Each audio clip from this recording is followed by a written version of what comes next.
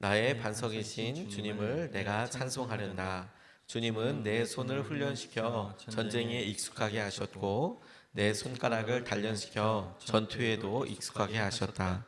주님은 나의 반석, 나의 요새, 나의 산성, 나의 구원자, 나의 방패, 나의 피난처, 뭇 백성을 나의 발 아래에 굴복하게 하신다. 아멘. 하나님 말씀입니다. 기쁨이 우리에게 전투이다라는 제목으로 이번 한 주 동안 계속해서 질문하고 주님께서 우리 가운데 기쁨의 원인을 주시는 과정들을 우리가 같이 살펴보았습니다. 한 번의 사건으로도 우리에게 기쁨이 있을 수 있지만 우리가 지나는 과정들, 전투와도 같은 훈련들을 넘고 나서 누리게 되는 기쁨들도 있더라. 하나님께서 이런 질문도 하게 해주시고 또 그렇게 붙잡고 기도하게 해주셨습니다. 시편 144편은 다윗의 시편으로 알려져 있고, 그리고 이 다윗이 노래하기를 하나님께서는 우리를 지키시고 보호하시는 분이시다, 이런 노래를 중심으로 해서 주제로 해서 이 144편을 쭉 이렇게 이끌어가고 있는데요. 우리가 읽었던 부분은 초반부에 해당되는 부분으로 하나님께서 개인들을 한 사람 한 사람 보호하시고 지키신다, 이런 내용이 전반부에 144편을 이루고 있습니다. 기쁨은 긴 전투를 통해서 이루어지게 되는 열매이자 보람의 어떤 과정이랄까요, 훈련이랄까요, 승리의 결과라고 생각이 듭니다. 그리고 기쁨을 주시는 주님께서 이것을 우리에게 훈련시키신다라고 생각하게 되었습니다. 하나님께서 주신 은혜와 마음이 우리에게 여전히 동일하게 이끄시고 인도하시는 것이라고 붙잡게 되었는데, 이 다윗의 고백을 통해서 오늘 우리에게 주님께서 기쁨을 위하여 하시는 일을, 그리고 우리가 기쁨을 위해서 해야 될 일을 우리가 같이 붙잡고 기도하고 싶습니다. 첫 번째로 같이 우리가 붙잡고 기도하고 싶은 것은 우리를 훈련시키시는 하나님, 그 훈련시키시는 하나님의 뜻을 믿고 의지하도록 그렇게 기도하고 싶습니다. 1절 말씀을 보면 나의 반석이신 주님을 내가 찬송하련다. 주님은 내 손을 훈련시켜 전쟁에 익숙하게 하셨고 내 손가락을 단련시켜 전투에도 익숙하게 하셨다. 이렇게 말씀하고 계세요. 다윗의 찬양에서 주목하게 되는 것이 무엇이냐면 주님께서 다윗의 손을 훈련시키시고 또 그의 손가락도 훈련시키셔서 단련시키셔서 전쟁과 전투에 익숙하게 하신다라는 그런 내용입니다. 하나님께서 그가 그냥 다만 참석하고 힘을 내라 용기를 내라 이렇게만 이야기하시는 게 아니라 다윗이 쭉 이런 여러 일들을 전장에서 하나님을 경험하고 누려보니까 하나님께서 나를 이 전쟁과 전투에 익숙하도록 훈련시키시더라, 단련시키시더라, 이렇게 이야기하고 있는 것이 우리가 고난 가운데나 우리의 어려움들 가운데 마치 철을 단금질하듯이 주님께서 우리를 이것에 익숙하게 하실 뿐만 아니라 단련시키셔서, 그래서 우리가 어떤 상황과 어떤 전투에 만나더라도 넉넉히 이길 수 있는 그런 군인으로, 그런 사람으로 우리를 단련시키시는 거구나, 훈련시키시는 거구나. 하나님께서 우리 마음에 슬퍼하거나 아파할 만한 일들이 많이 있지만, 그러나 주님과 함께하고 주님을 의지하는 삶을 통해서 주님께서 우리의 마음의 심력을, 우리의 생각을 단련시키셔서 능히 이런 일들을 견디고 넘어갈 수 있도록 우리를 붙잡고 계시는 거구나, 우리를 훈련시키시는 분이시구나. 하나님께서 그 하나님을 믿기에 의지하게 오늘 우리가 날마다 동일하게 겪었다고 생각하는 일들을 하나님의 훈련으로 받아들일 수 있는 것이겠구나. 이것을 넘어서고 나면 나는 그만큼 또 훈련된 사람으로 하나님 앞에 쓰임받을 수 있겠구나, 이렇게 깨달아지고 적용이 되더라고요. 하나님을 의지하고 그분과 동행함으로 승리하는 삶을 살게 되는 것이죠. 나이는 어리지만 김세진이라는 청년 간증을 통해서 굉장히 커다란 도전을 받은 적이 있습니다. 그 간증을 들었을 때만 해도 이 세진이라는 학생은 고등학교 학생이었어요. 그러니까 뭐 청년이라고도 할 수 없고, 지금은 이제 청년이 돼서 20대 초반이니까 그럴 수 있지만 당시만 해도 10대였거든요. 그런데 이제 학교를 뭐 검정고시나 이런 것들을 하다 보니까 좀 일찍 학교를 들어가긴 했지만 아무튼 10대의 그런 학생이었습니다. 그 장애가 아주 심한 그런 학생이었어요. 우리가 닉 부이치치라고 양 팔이 없고 그리고 한쪽 다리가 없고 뭐 그런 유형의 장애를 갖고 계신 분들을 알고 있지 않습니까? 그와 비슷한 그런 신체를 가지고 있었습니다. 그렇게 완전히 팔다리가 없는 것은 아니었지만 팔은 양쪽에 있어도 손가락이 불편하고 또 다리도 무릎 밑으로는 또 없고 장애가 있는 아이다 보고 거다 보니까 또 부모님이 이 아이를 양육하지 못해서 보육원에 양육원에 맡겨버렸어요. 그런데 그 보육원에 봉사하러 한 자매가 그 아이를 보고 자기의 아들로 이제 양자를 삼습니다. 그렇게 마음으로 아파서 너를 낳아서 그렇게 키운 이야기를 덤덤하게 이야기를 나누는데 이런 이야기를 하더라고요. 자기가 말도 다 배우기 전에 제일 많이 들었던 말 중에 하나가 뭐냐면 자기의 몸이 장애가 있고 그 휠체어나 엄마한테 이렇게 안겨서 움직일 때마다 자기의 모습을 힐끗힐끗 보면서 엄마들이 그렇게 왜 이야기했는지 모르겠지만 쟤는 거짓말을 많이 해서 피노키오처럼 저렇게 무릎도 없고 그렇게 되는 거야. 엄마들이 그렇게 자기 아이들에게 이야기하는 소리를 아이가 또 듣는 거죠. 그러니까 그 얘기를 무심코 듣다가 나중에 나는 거짓말하지 않았는데 나는 착한 아이인데 왜 이런 이야기를 들어야 하나 마음이 너무 상하기도 하고 엄마한테 엄마 나는 착한 아이죠. 엄마 나는 거짓말하지 않았죠. 하나님께도 그렇게 기도하고 그랬대요. 그런데 이 엄마가 이 아이에게 조금 더 재활 또 정상적인 생활을 할 수 있도록 여러 아주 좋은 어떤 의료 혜택들을 하게 합니다. 그래서 뭐 의족을 하려고 하는데도 이 의족도 많이 이제 다리 신체가 없기 때문에 로봇 다리를 껴야 하는데 수술도 몇 차례 해야 하고 뼈를 깎는 수술을 해야 한대요. 너무 아프대요. 그런데도 이 아이가 엄마 나 하루만 자고 나면 예뻐져서 잘 걸을 수 있죠. 이렇게 이야기하면서 하게 되는 거예요. 건강을 생각하니까 이 어머니가 아이한테 좋다는 것은 다 해줍니다. 수영을 알려줘요. 수영을 알려주는데 잘 가서 뭐 수영을 알려주는 게 아니라 가르쳐줄 선생님도 없으니까 물에 던져서 아이가 그렇게 물에 친숙해지기도 하고. 그런데 이 김세진이라는 친구가 제일 어려웠던 이야기를 해요.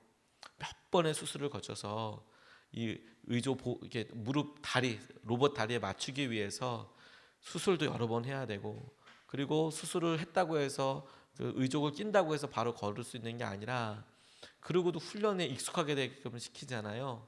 그러니까 어머니가 자기에게 이렇게 그 앞에다가 방에다가 푹신푹신한 이불을 깔더니 의족을 한 채로 세워놓고 계속 넘어뜨리라는 거예요. 하루에 몇백 번, 몇천 번을. 애가 서면 밀어서 넘어뜨리고 일어나라 하고 다시 서면 또 밀어버리고 그렇게 하루에도 계속 몇 주를 몇 달을 그렇게 하더래요. 너무 아프고 힘들고 걸어본 적이 없잖아요. 이야기 걸어본 적이 없고 다리 근육도 우리가 생각하는 정상적으로 걸어서 있을 만한 근육들이 전혀 없잖아요. 그러니까 혼자서 일어나라고 하는데 애가 뭐 발버둥을 치면서 아파서 우는 거죠. 의족도 몸에 익숙해져야 되니까 아프고 근육도 아프고 어떻게 일어나야 될 줄도 모르고 그러니까 주위에 조금이라도 높은 거 있으면 그거 붙잡고 일어나기도 하고 아무튼 뭐 갖가지 방법을 더 하는데 엄마가 정말 아주 독하게 계속 일어서면 밀어버리고 넘어뜨리고 일어서면 넘어뜨리고 그러니까 너무 힘들어서 막 엉엉 우는데 엄마가 어느 날 이렇게 이야기하더래요. 세진아 걷는 거 그거 중요하지 않아. 네가 걷다가 넘어졌을 때 다시 일어날 줄 아는 게 중요해. 혹여 못 일어날 경우 누군가에게 손을 내밀 줄 아는 것도 용기 있는 사람이야. 어떻게 생겼는지 중요하지 않아. 어떻게 살아갈지가 중요하다고 생각해. 어디로 갈 것인지 누구와 함께 갈 것인지가 더 중요하다고 생각한단다. 어머니가 그렇게 아이한테 이야기해 줬다는 거예요. 걷는 거 중요하지 않아. 네가 넘어졌을 때 다시 일어나는 게 중요한 거야. 그래서 넘어뜨리고 일어서고 넘어뜨리고 일어서고 넘어뜨리고 일어서고 그렇게 계속해서 아이를 단련시키고 훈련시키셨다는 거죠. 한 번도 걸었지 못했던 아이가 평소 때 걸어 다녔던 아이만큼의 나머지 근육들이 발달하고 생기는 거 쉽지 않겠죠. 근데 그렇게 훈련시키고 나니까 나중에 걸을 수도 있게 되고, 그리고 수술을 계속 하긴 해야 하지만 그래도 본인이 생각하는 것만큼의 높이에서 사람들과 이야기할 수도 있게 되고, 그리고 그런 아주 마음에 훈련된 것을 통해서 수영 선수로도 쓰임 받기도 하고 금메달을 따기도 하고 그런 일들을 겪어 나가게 되더라고요. 훈련이 결국엔 사람들 그렇게 만들더라고요. 우리가 믿음 생활 하는데 이제 일어났다 싶으면 넘어지는 것 같고, 이제 좀 괜찮아졌다 싶으면 그 문제 때문에 또 힘들고 또 아프고, 도대체 이런 일들이 왜 생길까? 하나님께서 우리를 단련시키셔서 전투에 능하도록, 우리가 전투에 능히 익숙해지도록 우리를 훈련시키셔서 어떠한 상황에서나 어떤 마음에서도 능히 승리하는 사람으로 훈련시키고 계시는 거거든요. 그러니 우리 훈련시키시는 그 하나님을 붙잡고 의지해야겠다. 고난과 어려움이 아니라 이것을 통하여 우리를 더 단단하게 하실, 우리를 더 단단하게 하시고 단련하게 하시는 주님을 의지하고 붙잡아야 되는 거구나. 첫 번째로 우리가 주님을 이렇게 의지하고 기도하고 싶습니다. 두 번째로 오늘 본문 말씀을 통해서 같이 생각하고 붙잡고 싶은 것은 주님과 함께하는 삶이에요. 그게 승리하는 삶이 돼요. 2절 말씀에 주님은 나의 반석, 나의 요새, 나의 산성, 나의 구원자, 나의 방패, 나의 피난처, 뭇 백성을 나의 발 아래 굴복하게 하신다. 이렇게 말씀하고 있어요. 반복되는 전쟁과 전투를 통해서 주님과 함께하는 것으로 인한 간증과 고백이 늘어나게 돼요. 반복되는 하나님과의 동행하는 것, 하나님을 의지하고 그리고 하나님 앞에 나아갔더니 하나님 앞에 고백할 수 있는 내용이 점점 늘어나고요. 하나님은 이런 분이시구나 라고 하는 것들이 점점 더 많아져요. 그래서 다윗은 그분은 반석이시기도 하고 그분은 요새이시기도 하고 그분은 나의 산성이시기도 하고 나의 구원자이시기도 하고 그렇게 고백해요. 근데 우리는 이게 다윗이 이렇게 고백했구나 이렇게 이야기하지만 아니요. 다윗의 평생에 하나님께서 그를 구원자로 경험했던 적이 있었고요. 그가 사울에게 쫓겨서 아무도 자기를 피하게 해줄 수 없다고 생각될 때에, 의지할 데가 없다고 생각할 때 하나님께서 아무것도 없지만 산성이 되어주셨고요. 요새가 되어주셨고요. 이제 더 이상 일어날 수 없어. 아무도 나를 감당하지 못해라고 할 때 하나님이 직접 반석이 되어주셨어요.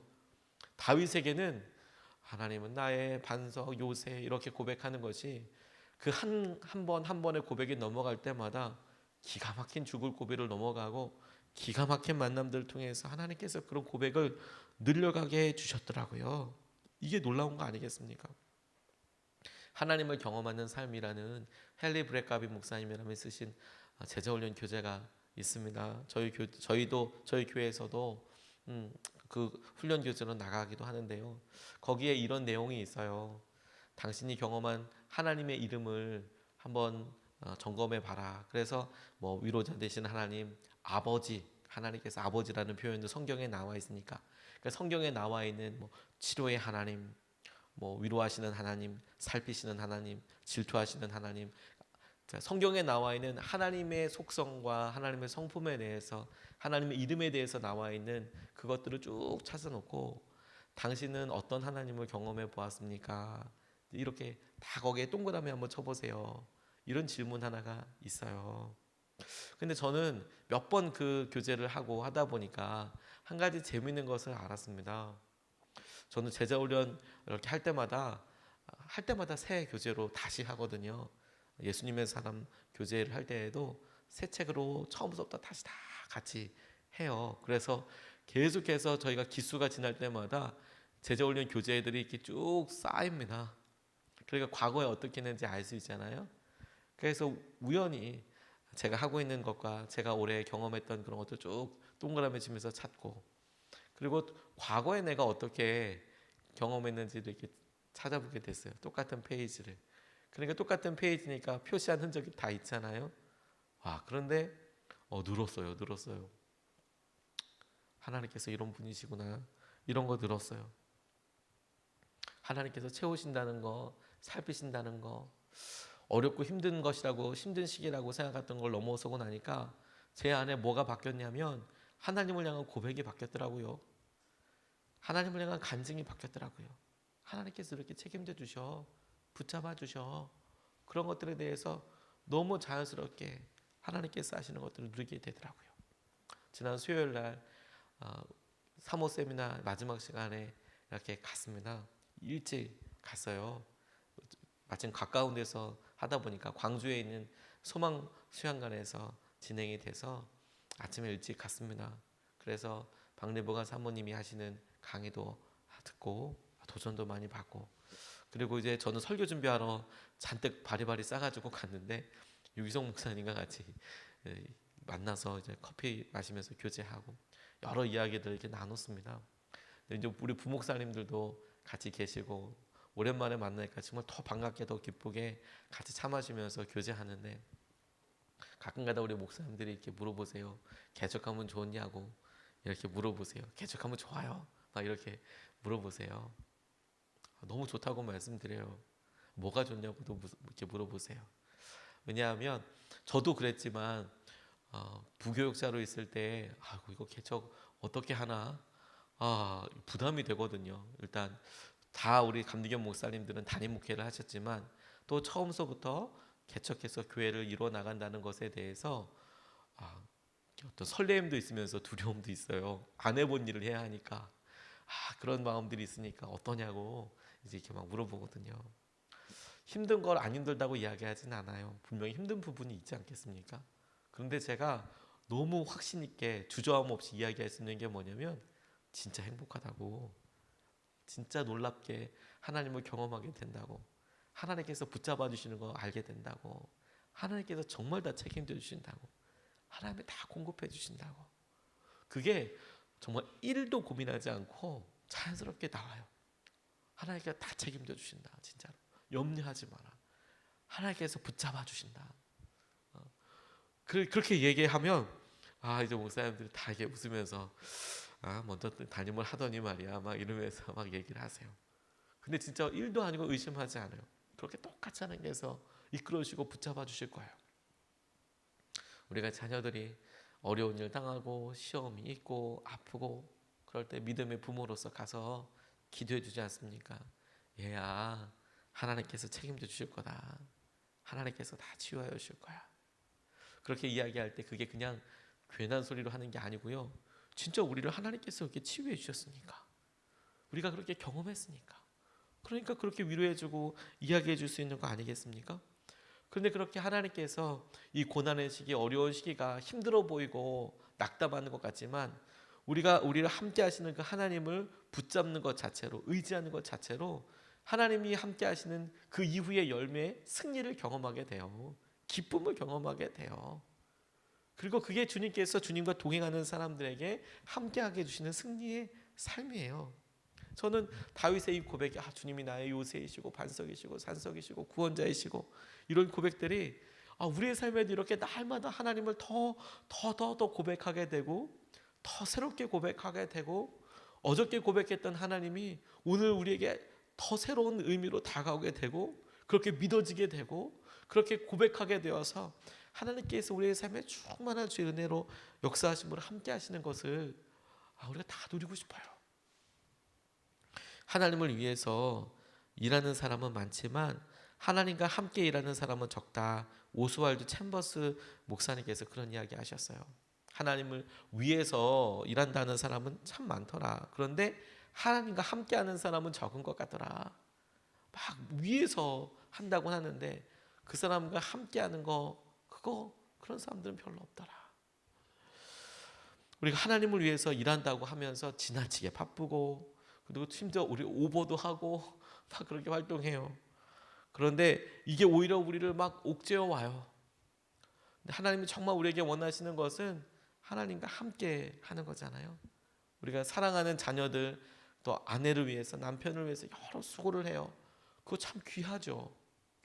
그런데 정작 그렇게 자녀들을 위하고 가족을 위해서 일한다 하지만 우리 사랑하는 자녀들이, 아내가, 남편이 우리에게 시간을 필요로 할 때, 관심을 필요로 할 때 우리는 그 사람들을 위한다고 하면서 오히려 시간도 내주지 못하고 사랑도 내주지 못하고 관심도 내주지 못하고 정말 중요한 시기들 다 지나가고 나서 나중에는 배나 더 많은 시간으로, 더 많은 노력으로 그 시간을 다시 경험해야 하는 경우들이 있지 않습니까? 하나님께도 똑같습니다. 하나님을 의지하고 붙잡고 나아가게 되는 거다. 오늘 하루 하나님께서 우리의 삶에 주님과 함께하는 자리로 우리 초청하셨으니 오늘도 우리가 그 주님을 의지하고 주님과 동행해서 우리의 삶에 경험하게 하실 그 하나님을 우리가 높여드리고 찬양하고, 그리고 그런 은혜로 기쁨의 삶으로 승리로 우리의 삶이 가득하게 되기를 주님의 이름으로 축복합니다. 오늘 두 가지 말씀을 같이 나눴습니다. 하나는 하나님께서 우리를 훈련시키시더라. 우리를 전투와 전쟁에 능하도록 우리의 손가락과 우리의 손을 단련시키시는 분이시더라. 하나님, 오늘도 우리를 훈련시키시는 선하신 하나님을 믿습니다. 고난과 어려움이 아니라 우리가 이 훈련을 넉넉히 넘어서서 하나님의 행하신 은혜를 붙잡게 하여 주십시오. 두 번째, 주님과 함께하는 승리의 삶이 있더라. 날마다 주님께서 우리에게 고백의 중심이 되어 주셔서 더 놀라운 은혜로 더 새롭게 주님을 경험하게 해달라고 그렇게 나눴습니다. 이것을 붙잡고 두 번 나눠서 같이 기도하겠습니다. 첫 번째 기도 제목은